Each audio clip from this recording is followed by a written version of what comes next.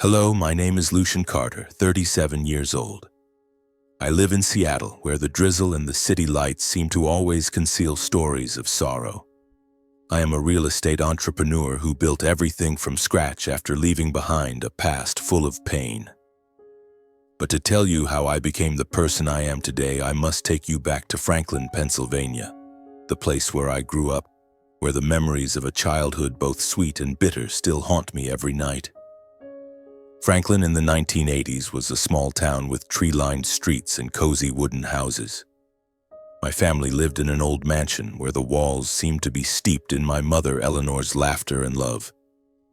My mother was my light, a woman with a gentle smile and hands always ready to embrace me.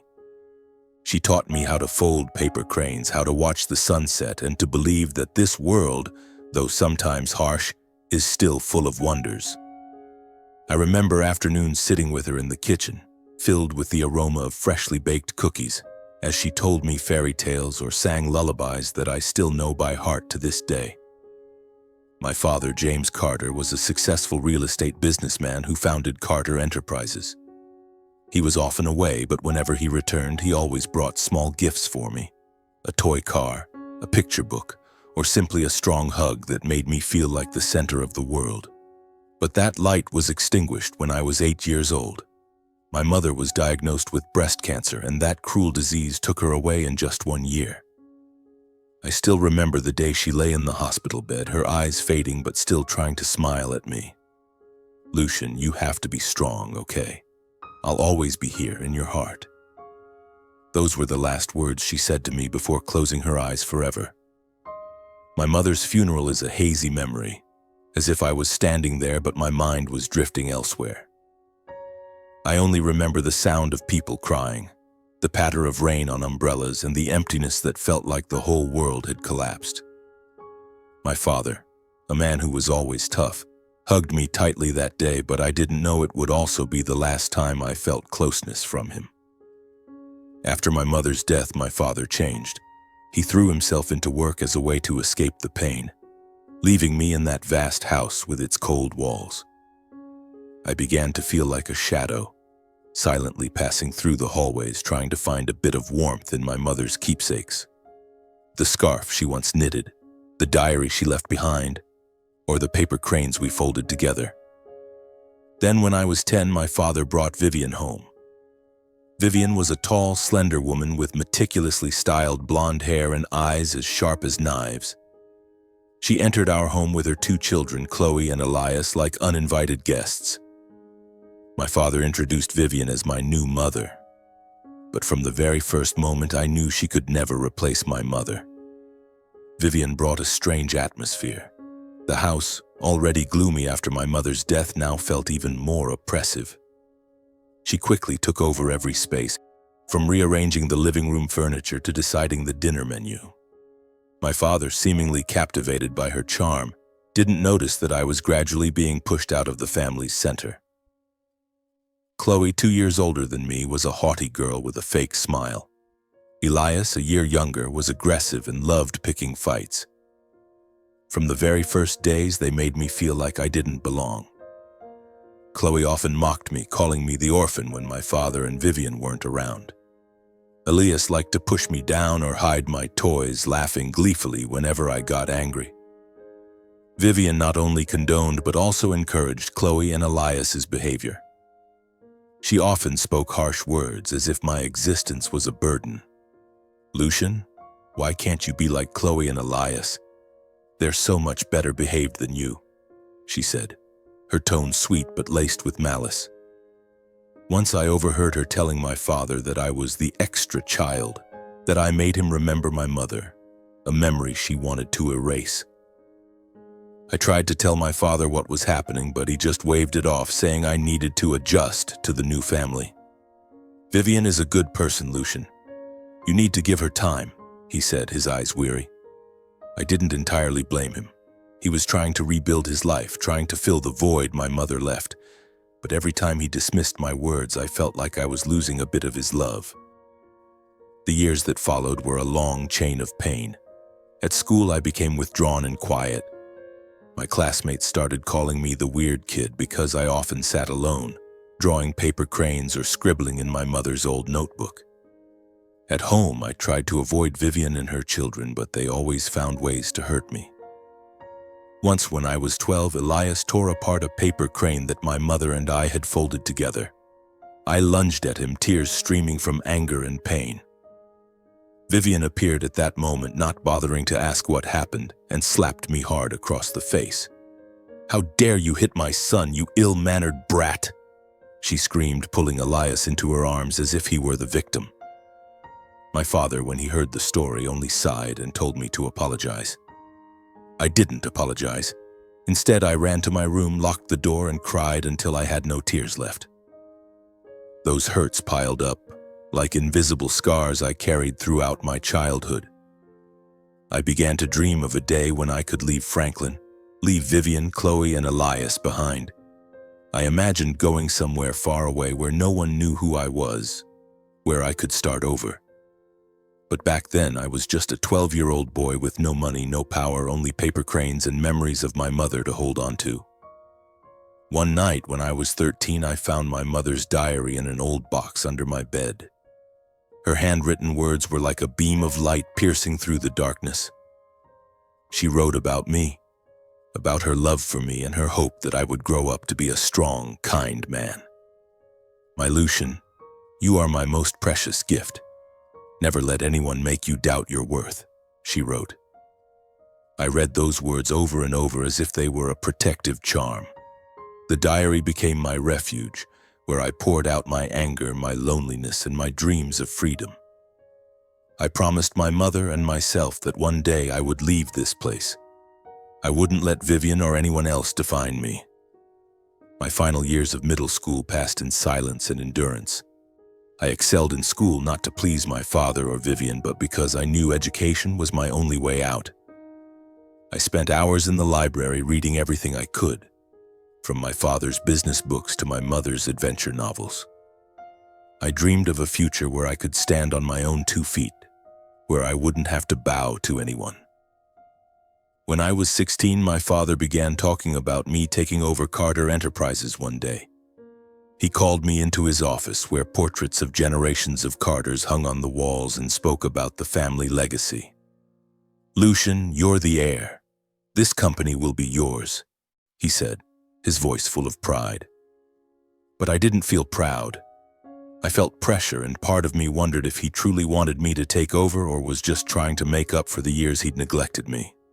Vivian, of course, wasn't pleased with the idea.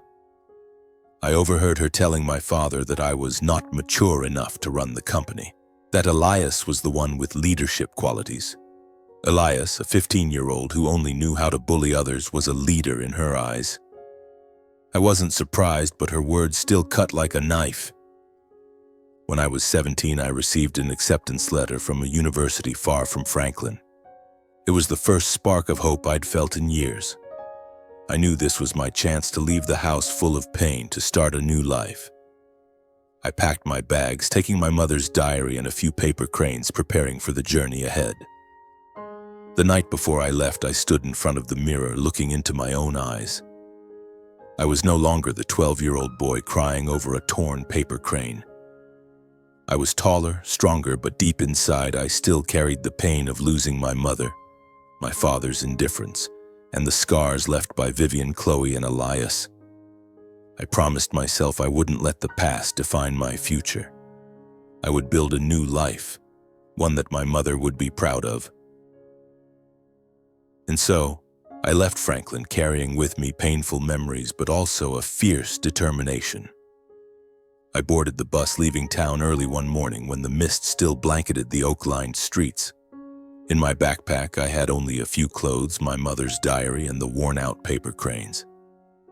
I didn't look back, unwilling to see the house where I had once felt like a stranger. I was 18, penniless, with no family to rely on, but I had something Vivian, Chloe, or Elias could never take away: hope. The bus took me to Pittsburgh, where I would begin my college life at Carnegie Mellon University.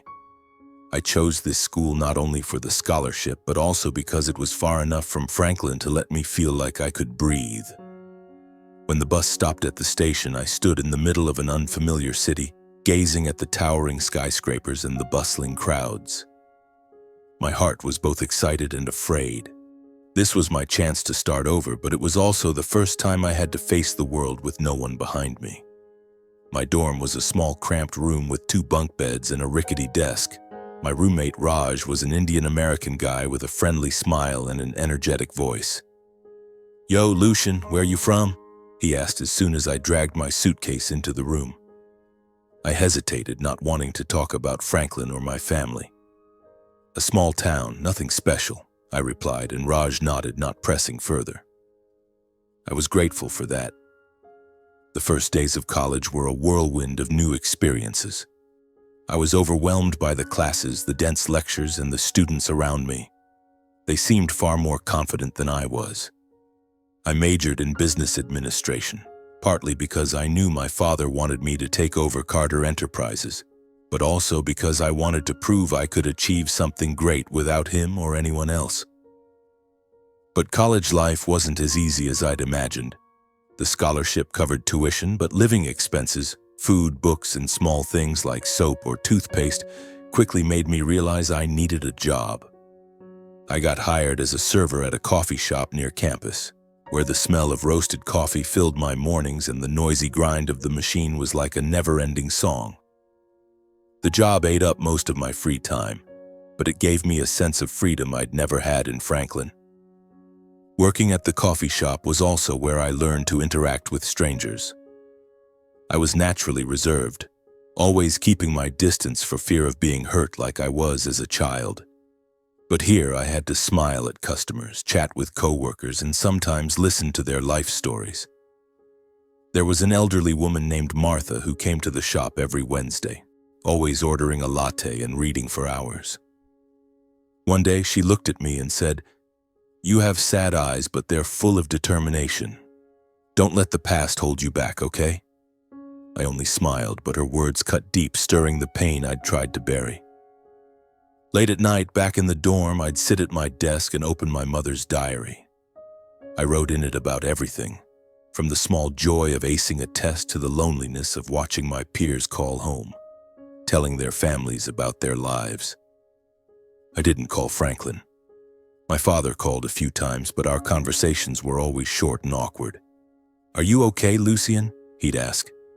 "Yes, I'm fine," I'd reply, even though I was struggling every day.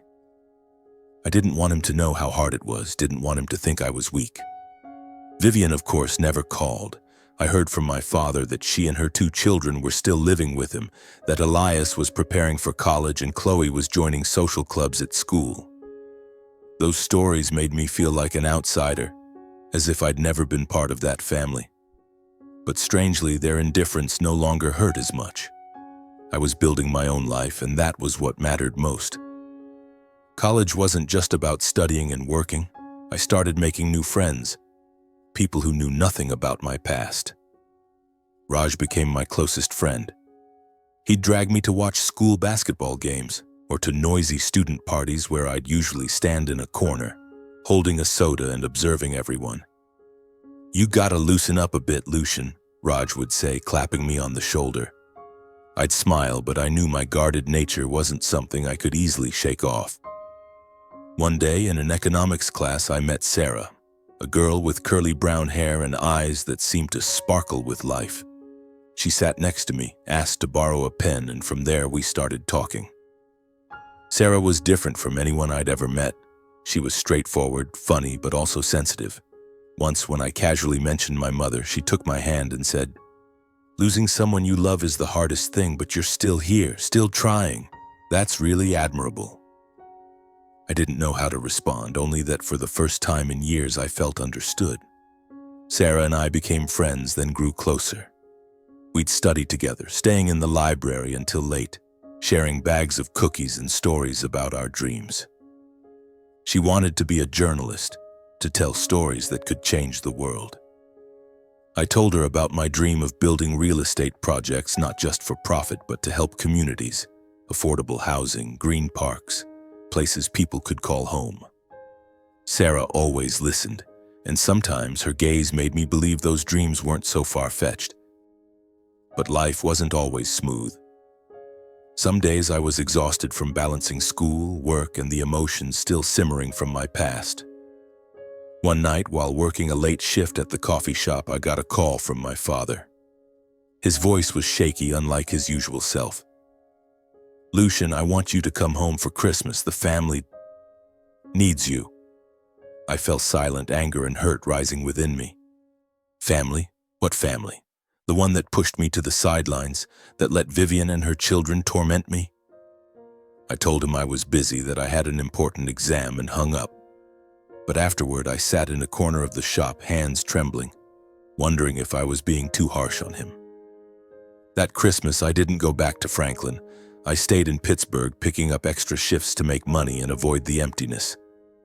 Raj invited me to his family's house for dinner, and I had a warm evening with them. People who welcomed me like I was one of their own.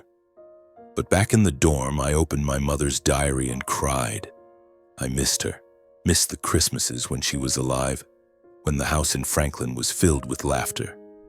I wondered if I'd ever find that feeling again. In my sophomore year, I joined the school's entrepreneurship club. It was where I learned to turn ideas into reality, where I met ambitious and passionate young people. I pitched a project about affordable housing, inspired by the poor neighborhoods I'd seen in Pittsburgh. My project was selected to be presented at a university startup competition, and for the first time, I felt truly valuable. The night before the presentation, I stayed up practicing in front of the mirror, imagining my mother sitting there smiling at me. The presentation was a success beyond my expectations. My team won second place, and a professor invited me to be a research assistant for a project on sustainable urban development. That was a turning point in my life. I started to believe I could achieve something, that I wasn't just the boy pushed aside by his stepfamily. But the joy didn't last long. One day I received a letter from Franklin, not from my father, but from Vivian. The letter was brief, cold, informing me that my father wanted me to work at Carter Enterprises after graduation. "James believes you have potential, though I'm not so sure," she wrote. I tore the letter apart, angry enough to want to scream. Vivian, who never saw me as family, now wanted to control my future. I decided I wouldn't return to Franklin, wouldn't work for Carter Enterprises. I would forge my own path. My final college years passed faster than I expected. I took on more jobs, from waiting tables to tutoring freshmen. I saved every penny, not out of stinginess, but because I wanted a safety net so I'd never have to depend on anyone. Sarah stayed by my side as a friend, a confidant, and sometimes I wondered if I was starting to feel something deeper for her. But I wasn't ready to open my heart. The shadow of my past was still too large. At graduation, I stood in the auditorium watching families applaud their loved ones. My father didn't come. He sent a congratulatory card with a check I never touched. I wasn't angry, not exactly. I was just sad, knowing the distance between us had grown too wide, and I wasn't sure it could be bridged. I left Pittsburgh with a business administration degree and a big dream. I imagined myself heading to a new city, perhaps Seattle or Boston, where I could start my real estate career on my own terms, building affordable housing, sustainable communities, places people could call home. But life, as my mother once said, has a way of forcing us to face the things we try to escape. Just a few weeks after graduation, a call from my father pulled me back to Franklin, the place I swore I'd never return to. It was a rainy afternoon, and I was sitting in my small Pittsburgh apartment reviewing job offers from a few startups. The phone rang, and my father's voice came through, low but heavy with urgency. "Lucian, I need you to come home. Carter Enterprises needs you." I fell silent, my hand gripping the phone tightly. Home?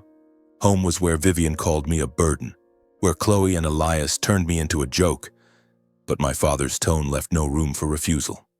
"This is the family legacy, Lucian. You're the heir. I'm not getting any younger," he said, and I could hear the exhaustion in his words. I wanted to say no, to scream that I didn't need Carter Enterprises, that I could make it on my own. But a part of me, the part that still craved his approval, wavered.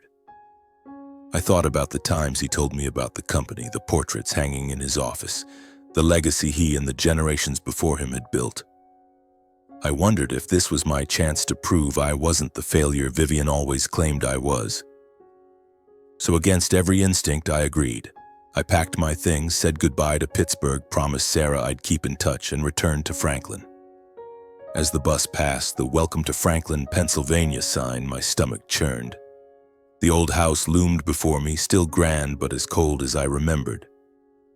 Vivian stood at the door, her fake smile plastered on. "Lucian, it's been so long," she said, her voice syrupy. I nodded, said nothing, and stepped inside, feeling like a wayward traveler lost in a foreign land. Carter Enterprises was located in the heart of Franklin, a 3-story building with a gleaming glass facade. My father greeted me in his office, giving me a brief, awkward hug. "You've grown so much," he said, his eyes tinged with sadness. I wanted to ask why he didn't come to my graduation, why he let Vivian control our family, but I held my tongue. I knew I wasn't here to reopen old wounds, but to work. He introduced me to the staff, calling me the one who'll take over the company someday. I saw skeptical looks from a few, especially from Elias, now a 22-year-old with a smug grin. He worked in the project development department, a position I suspected Vivian had arranged. Chloe, now a stylish 25-year-old, handled public relations. Vivian, of course, had no official title but was present at every meeting, like a shadow pulling strings from behind the scenes. My job started as a low-level project manager, a way for my father to test me, as he put it. But I quickly realized it was Vivian's scheme. She and Elias wanted to keep me under their thumb, easy to control as they maneuvered for power in the company.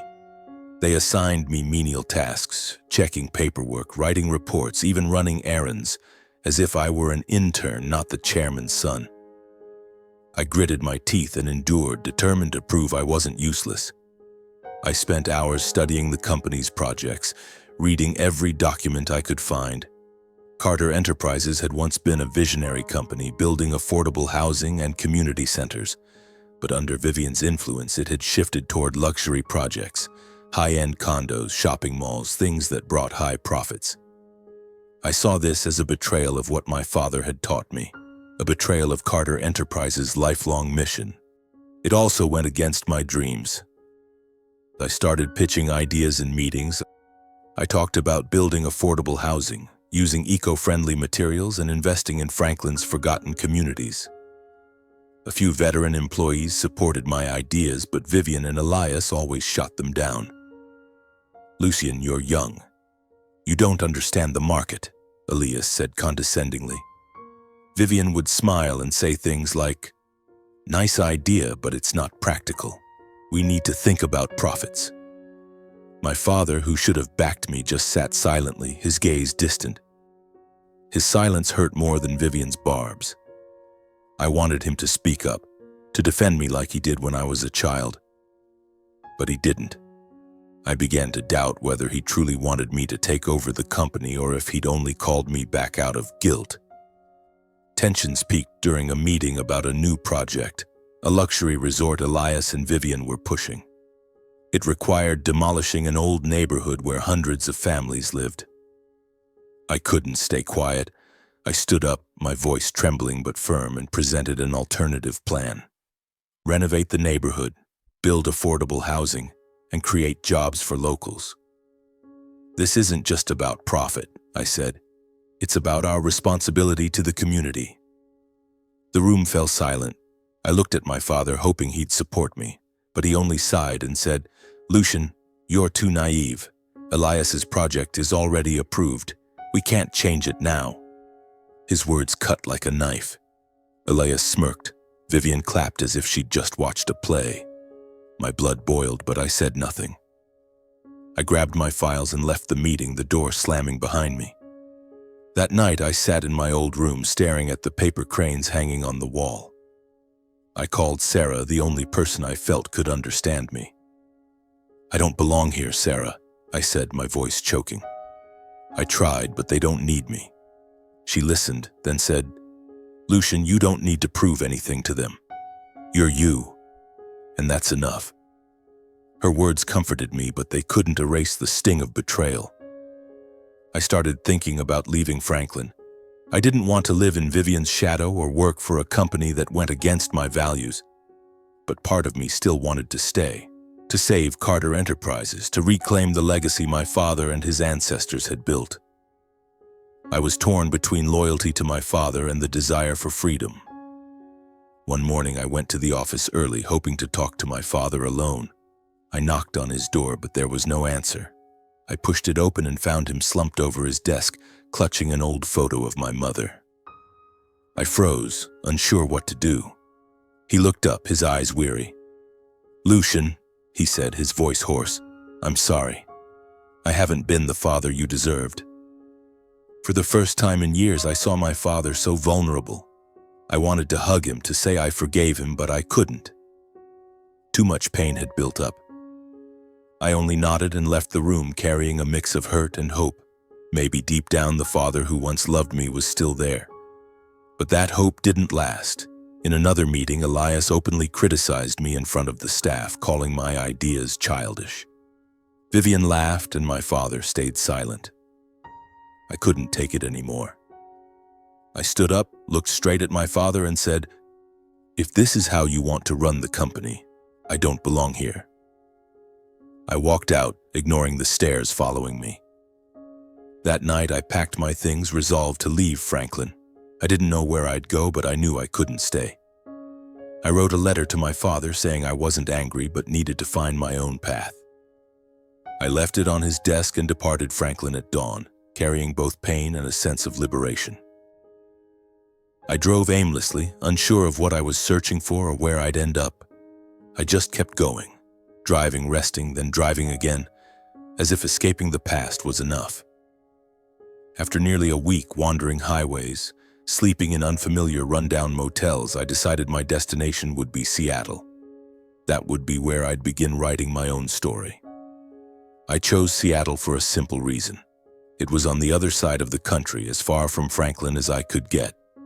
I had no clear plan, no connections, no job waiting, just a business administration degree, a few $1,000s in savings, and a burning dream to build sustainable communities. When I stepped into downtown Seattle, I breathed in the salty sea air mingled with the aroma of coffee from small roadside cafes.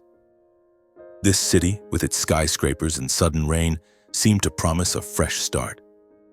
The first days in Seattle were a challenge. I rented a small, damp room in Rainier Valley where the walls peeled and the sound of car horns echoed through the night. My savings dwindled faster than I expected, and I had to find work immediately. I landed a job as an assistant at a small real estate company called Green Horizon, which focused on affordable housing projects. The work wasn't glamorous. I mostly handled paperwork, answered phones, and ran errands. But it gave me a chance to learn from people genuinely passionate about transforming communities. The company's owner, Harold Christie, was a Nordic man in his 50s. He was tall and sturdy with sharp eyes but a warm, friendly smile. He noticed my hard work and often asked for my input in meetings, even though I was just a new employee. Once, when I suggested turning an abandoned lot into a community park, he nodded and said, "You've got vision, Lucian. Don't let anyone make you doubt that." His words reminded me of my mother, of the lines in her diary, and I felt a surge of strength rise within me. But life in Seattle wasn't always easy. Some nights I lay on my creaky bed staring at the cracked ceiling, wondering if I was on the right path. I missed Sarah, our late-night study sessions in the library, her warm voice. We kept in touch by phone, but the distance and busy schedules made our conversations less frequent. "I'm proud of you, Lucian," she said during one call. "But don't forget to take time for yourself, okay?" I smiled, promised I would, but deep down, I knew I was racing against myself, trying to prove I didn't need Franklin or Carter Enterprises. My first year in Seattle, I worked relentlessly. I learned to analyze real estate markets, negotiate with contractors, and collaborate with community organizations. Green Horizon wasn't as big as Carter Enterprises, but here, I felt valued. I started working on a major project, building affordable housing for low-income families. I spent hours researching designs, sourcing eco-friendly materials, and working with urban planners. When the project was completed, seeing families move into their new homes brought a joy I'd never felt in Franklin. But success didn't come easily. Some days I worked to exhaustion, falling asleep at my desk amid piles of papers. There were times investors rejected me, calling me too idealistic for talking about sustainable development. Once, a major investor looked at me and said, "You're young, Lucian. The market doesn't care about dreams. It cares about money." I smiled, but inside I was furious. I didn't want to become someone who chased profits at all costs, like Vivian and Elias had done with Carter Enterprises. To make ends meet, I took a part-time job at a bar on weekends. The work was grueling with late shifts and drunken patrons, but it taught me patience and how to handle pressure. One night, while wiping down the counter, I overheard a customer talk about his father, a man who'd abandoned his family for work. The story made me think of my father, of the letter I'd left on his desk. I wondered if he'd read it, if he thought of me, but I quickly pushed the thought away. I couldn't let the past pull me back. In my second year in Seattle, I began to build a reputation. Green Horizons' affordable housing project caught the attention of local media, and my name appeared in an article titled "Young Man Changing Seattle's Landscape." Harold called me into his office, patted my shoulder, and said, "You're doing great, Lucian, but this is just the beginning." He offered me the chance to lead a new, larger project, a complex combining housing, a park, and a community center. I agreed, knowing it would be my biggest challenge yet. After nearly 3 years of tireless work, the complex was finally completed. On the opening day, I stood in the new park watching children play and families laugh together, and I felt tears welling up. I thought of my mother, the paper cranes, her words urging me never to doubt my worth. I had done it, not with Carter Enterprises, not with my father's help, but on my own. But life has a way of pulling you back to where you started. One morning, as I prepared for a meeting, my phone rang. An unfamiliar woman's voice introduced herself as a nurse who'd cared for my father in his final days. "Mr. James passed away, Mr. Carter," she said, her voice trembling. "I need to meet you. There are things you need to know." My heart seemed to stop. My father was gone. Why hadn't anyone told me, and what secrets was she talking about? I put everything on hold and booked a flight to Franklin. I didn't know what I'd face, but I knew the past, despite my efforts to escape it, was calling me back. I looked out the window, watching rain fall on Seattle's streets, and told myself that no matter what happened, I wouldn't let anyone destroy what I'd built. The rain fell lightly on Franklin's streets as I set foot in the town after nearly 5 years away. I didn't go to the house, but headed straight to Franklin Funeral Home, located at the end of Maple Street. It was a small building with white walls and frosted glass doors. As I stepped inside, the scent of lilies hit me, mingling with the chill of the air conditioning. I saw a few familiar faces, veteran Carter Enterprises employees, some old neighbors, but no one dared meet my eyes. They whispered, their glances averted, as if I were a ghost from the past. Then I saw them, Vivian, Chloe, and Elias, standing in a corner near my father's casket. Vivian, now in her 50s, still maintained her polished appearance with meticulously curled blonde hair and an elegant black dress. Chloe, her face heavily made up, was talking to a man I didn't recognize. Elias, taller than I remembered, stood with his arms crossed, his eyes cold and challenging. They didn't notice me at first, but when I approached, all three turned and the room's atmosphere seemed to freeze. "Lucian?" Vivian spoke first, her voice syrupy but sharp with thorns. "What are you doing here?" The way she addressed me, as if I were a stranger, made my blood boil. I took a deep breath, trying to stay calm. "I'm here to say goodbye to my father," I said, my voice steady but firm. "I have every right to be here, Vivian." She smirked, stepping closer, her high heels clicking on the wooden floor. "Right? You abandoned James, abandoned this family. You think you can show up here like some hero?" She glanced at Chloe and Elias as if seeking their support. Chloe nodded and Elias took a step forward, eyeing me up and down. "You're here to claim the inheritance, aren't you?" Elias said, his tone condescending. Don't pretend to grieve. Dad didn't need you and neither do we. I clenched my fists, fighting to suppress my anger. I wanted to shout that I never cared about my father's wealth, that I just wanted to see him one last time. But I knew arguing with them was pointless. They'd built a narrative in their heads where I was the traitor, the greedy one. I looked past Elias to the oak casket in the center of the room draped in white flowers. My father lay there, and I wasn't ready to face the reality that he was gone forever. I'm not here to argue, I said, stepping past Elias toward the casket. But Vivian blocked my path, her hand pressing against my chest, her eyes sharp as knives. You're not allowed near him, she said, her voice low but threatening. James was my husband, the father of Chloe and Elias. You're no longer family. Her words pierced my heart like a blade. I looked at her, then at Chloe and Elias, who stood behind her with smirks. I wanted to push her aside, to scream that I was my father's son, that no one could stop me from saying goodbye to him.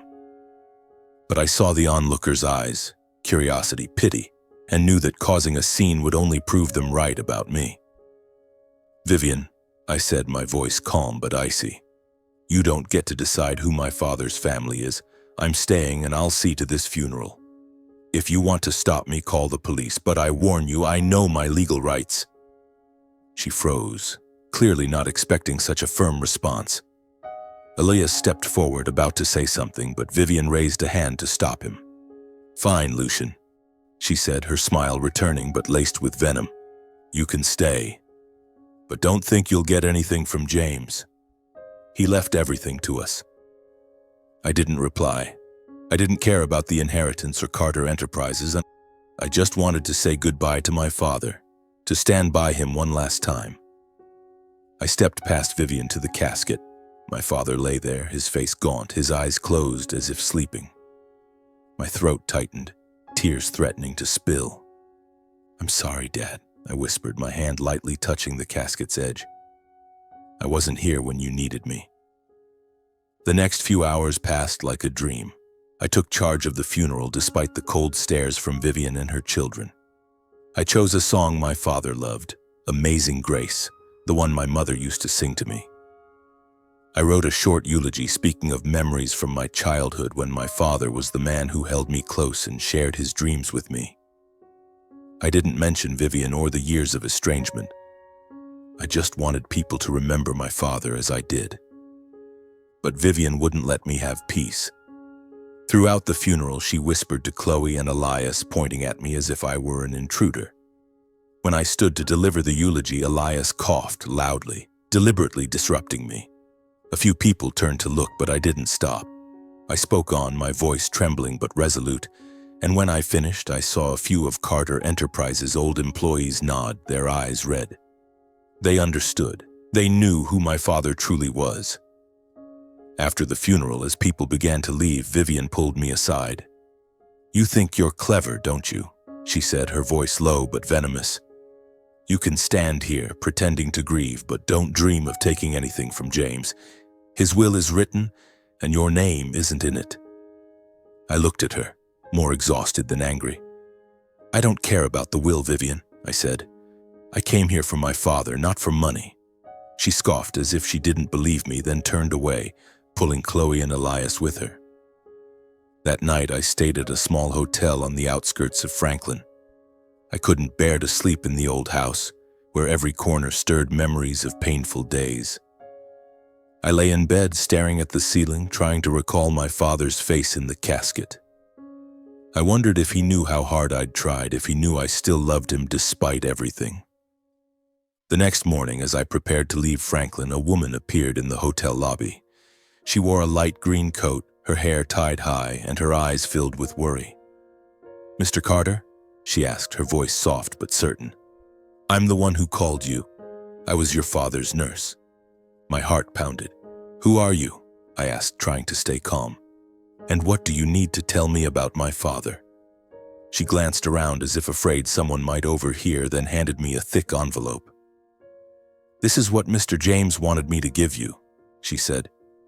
But you need to be careful. There are people who don't want you to know the truth. I took the envelope, feeling its weight like it carried the world. I wanted to open it right away, but the nurse's anxious look stopped me. "Read it somewhere safe," she said, then turned and vanished into the crowd on Franklin's streets. I returned to my room, locked the door, and opened the envelope. Inside was a handwritten letter from my father along with a notarized will. I read the first lines and my heart seemed to stop. "Lucian, my son, I'm sorry for everything. I let you endure so much pain. This is the truth I want you to know." My father's trembling handwriting was like a knife, both painful and awakening. His letter was long, filled with remorse and secrets he'd kept hidden in his final years. He wrote that after my mother's death, he fell into a deep abyss of grief and Vivian appeared as an escape. He thought she'd bring stability to the family, but he was wrong. "Vivian wasn't the woman I thought she was," he wrote. "She manipulated me, Lucian, and I was too weak to see it." He revealed that Vivian controlled all his communications, emails, phone calls, preventing him from reaching out to me or even knowing where I was. She told him I hated him, that I'd cut off contact because I no longer wanted to be his son. I stopped reading, tears blurring the page. I remembered those brief, awkward calls from my father when I was in college, the way he'd ask, "Are you okay?" with a weary voice. I thought he didn't care, but now I knew the truth. Vivian had built a wall between us. She'd fed him lies, making him believe I was the betrayer. The letter went on to reveal chilling details. My father wrote that Vivian and Elias had pressured him to write a will that excluded me from all assets, including his shares in Carter Enterprises. "They made me feel like a failed father," he wrote. "I let them control me, Lucian, but in my final months I tried to make things right.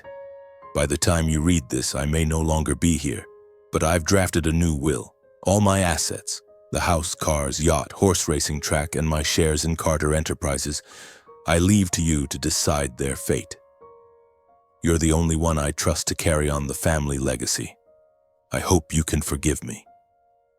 Besides the letter, the envelope contained other documents, emails, notes, and audio recordings my father had secretly kept.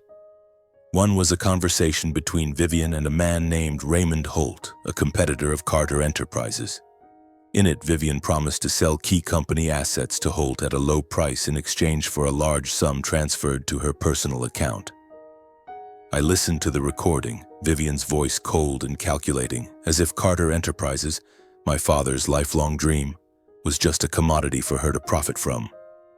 "James will never know," she told Holt. "He's dying and that brat Lucian is long gone." The truth left me trembling with rage and profound sorrow. My father had known the truth, had tried to make amends, but he ran out of time. I thought of the years I'd blamed him, the times I refused to call home, and my heart felt like it was shattering. But I also knew now wasn't the time to drown in grief. I had to act, not just for my father, but for myself, to protect his legacy and expose Vivian's manipulation. The next day, I contacted Franklin Ross, my father's longtime lawyer who'd worked with Carter Enterprises since before I was born. Mr. Ross was a tall, lean man with silver hair, sharp but kind eyes. I met him at his small office in downtown Franklin, where stacks of papers reached the ceiling. When I handed him my father's envelope, he read the letter and will, his expression growing grave. "Lucian," he said, his voice low, "these are critical documents. If what you say is true, Vivian and Elias have committed serious fraud." Mr. Ross explained that the fake will Vivian presented after the funeral could be overturned if we proved the legitimacy of the true will. He also said the recording of Vivian's conversation with Raymond Holt could serve as evidence in a civil or even criminal case if needed. I nodded, knowing this fight wouldn't be easy, but I was no longer the 12-year-old boy Vivian called a burden. I'd built my own career in Seattle, faced challenges I never thought I could overcome. I wouldn't let Vivian steal my father's legacy or let her win.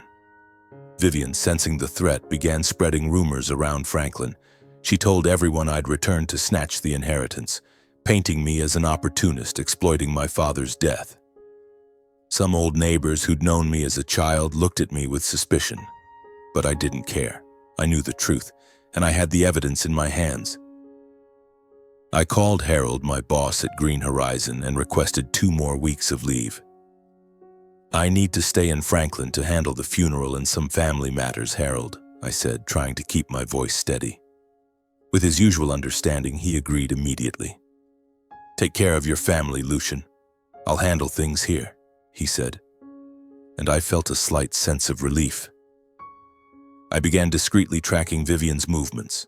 Each morning I left the hotel early, rented an old car to avoid being recognized, and quietly observed the family's old house. Vivian still lived there with Chloe and Elias, as if my father's death had no impact on them. I saw them coming and going, sometimes laughing as if nothing had happened, and it made my blood boil. My father had spent his life building Carter Enterprises, and now they were trying to steal his legacy.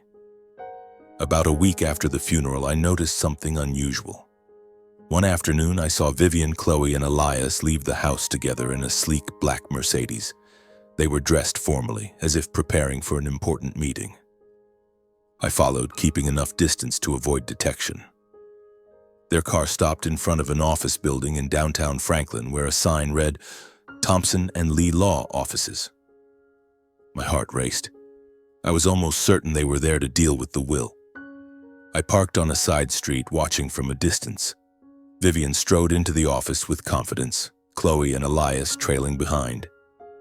I called Mr. Ross and told him to meet me at Thompson and Lee's office. Mr. Ross was silent for a moment before responding.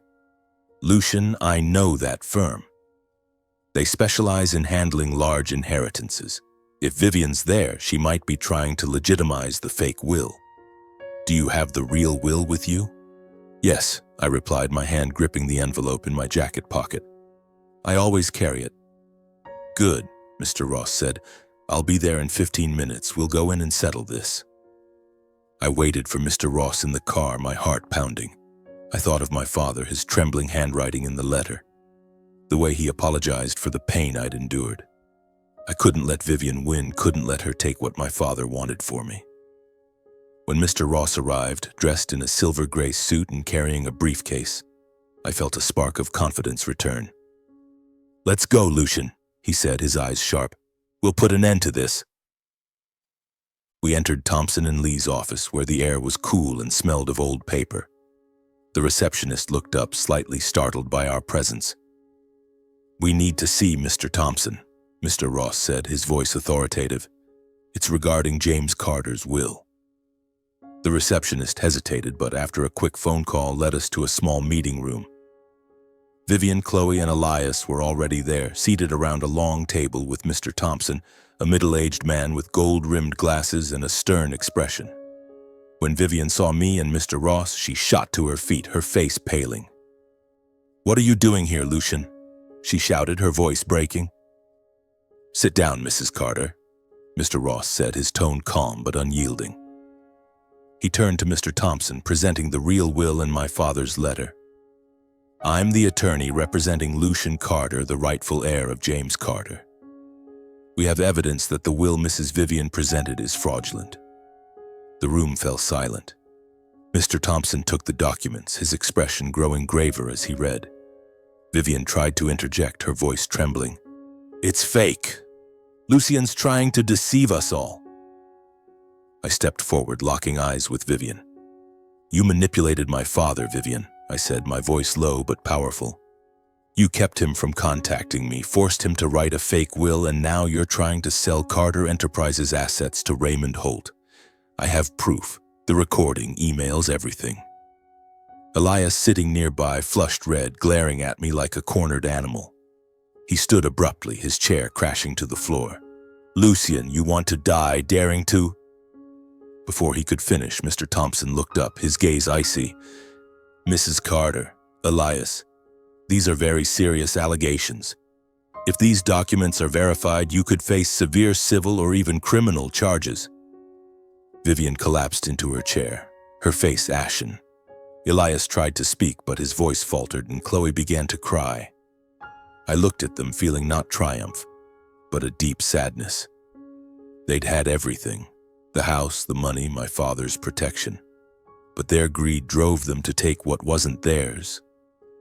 I took a deep breath and said, "Mr. Thompson, I don't want to sue them. I just want justice for my father. I demand that Vivian, Chloe, and Elias leave my family's home immediately and never return to Franklin.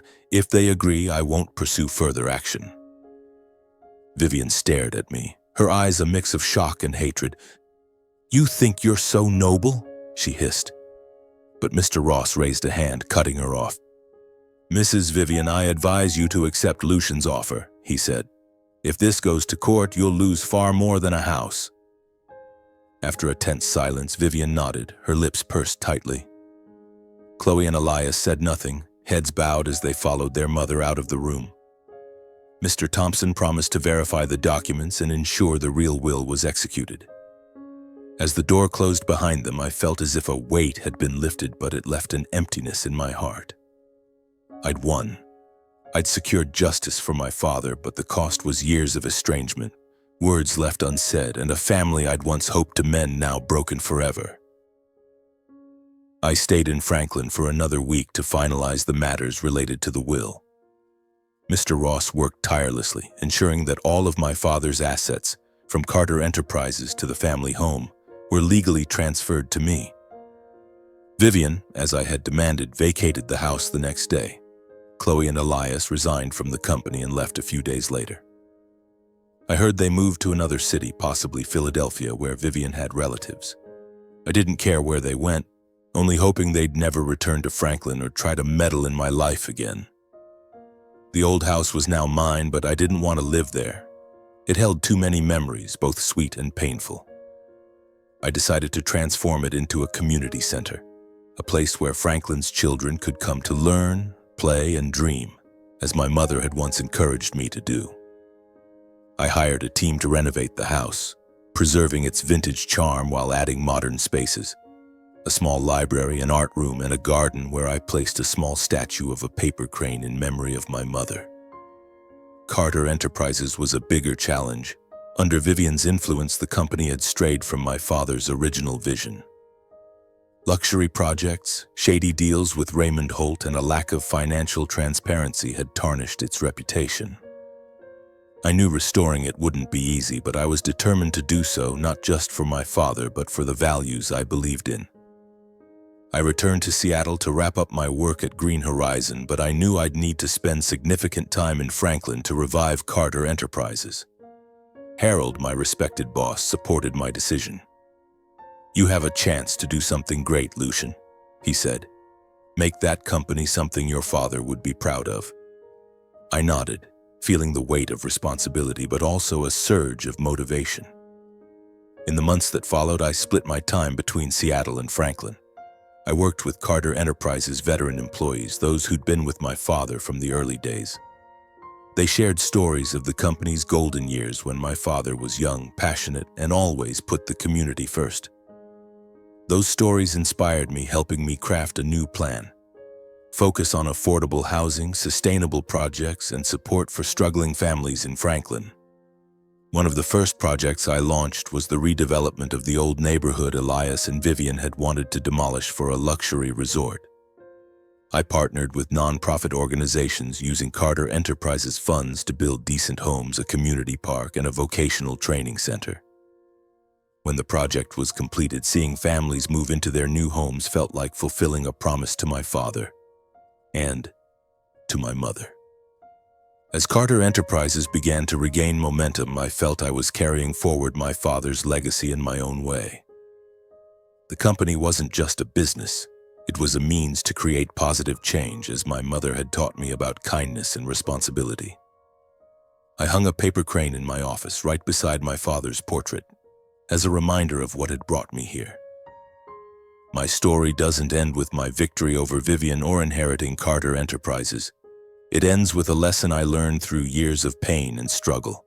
A true legacy isn't just about assets, but about truth, justice, and responsibility to the community. I forgave my father not because he deserved it, but because I needed to let go to move forward. I learned not to let manipulators like Vivian define me, and I cherished the values my mother and father left behind: resilience, kindness, and faith in a better world. Franklin was no longer a place that confined me. It was where I rediscovered myself and built a new legacy, not just for my father, but for the generations to come.